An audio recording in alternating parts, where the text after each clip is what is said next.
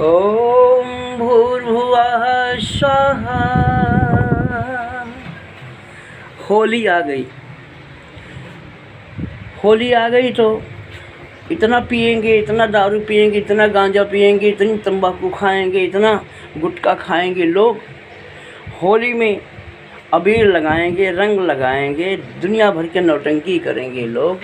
होली देवताओं की होली कैसे होना चाहिए? देवताओं की होली होती है कि फूल गुलाब का फूल पीसकर और माथे पे लगाएं, सब एक दूसरे का सम्मान करें। देव होली ये है।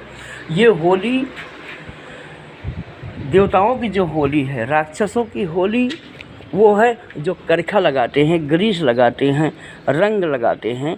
दुनिया भर का जो ये राक्षसी होली है, जानवर की होली है, वो पशुवत होली है। होली का मतलब है कि हम देवताओं जैसे, राम कृष्ण जैसे होली खेलते थे, हनुमान जैसे होली खेलते थे, हम ऐसी होली खेलें। और गायत्री महामंत्र में 24 अक्षर है।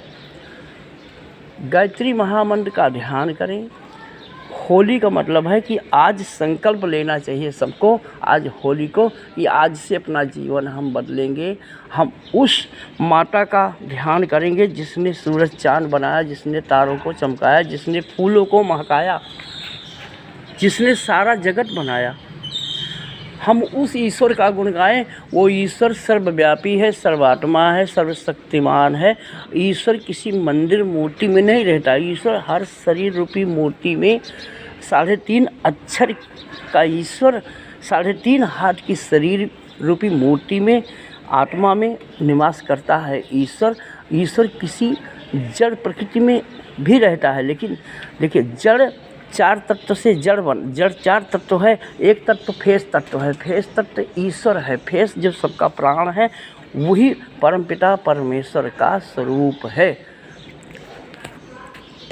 भगवान राम जिसका ध्यान करते थे, किसका? फेस का। आकाश का ध्यान करते थे। आकाश सवितुर्वरेण्यम भूर्भुवः स्वः।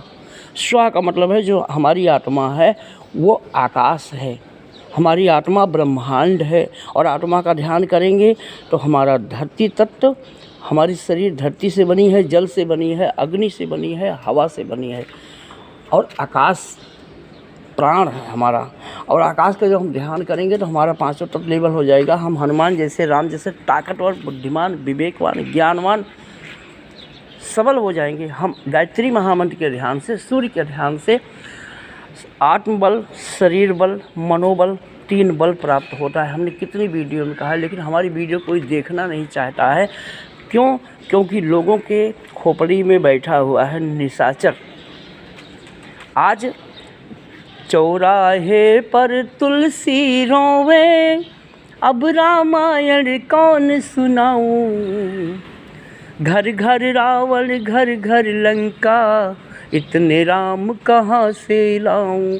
हमारे गुरु जी ने संकल्प लिया कि चंदन सी इस देश की माटी, तपोभूमि हर ग्राम हो, हर नारी देवी की प्रतिमा, बच्चा बच्चा राम हो।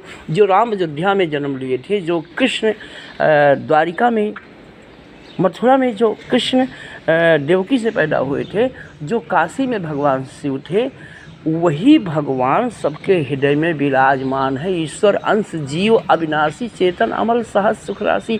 चेतना की अमल करें और सहज सुखों का राशि है। चेतना ही सूर्य है, चेतना ही गायत्री माता का स्वरूप है। लेकिन इसका ध्यान तब तक नहीं कर पाएंगे जब तक गुरु नहीं करेंगे, तब तक उनका मन ही नहीं रुकेगा।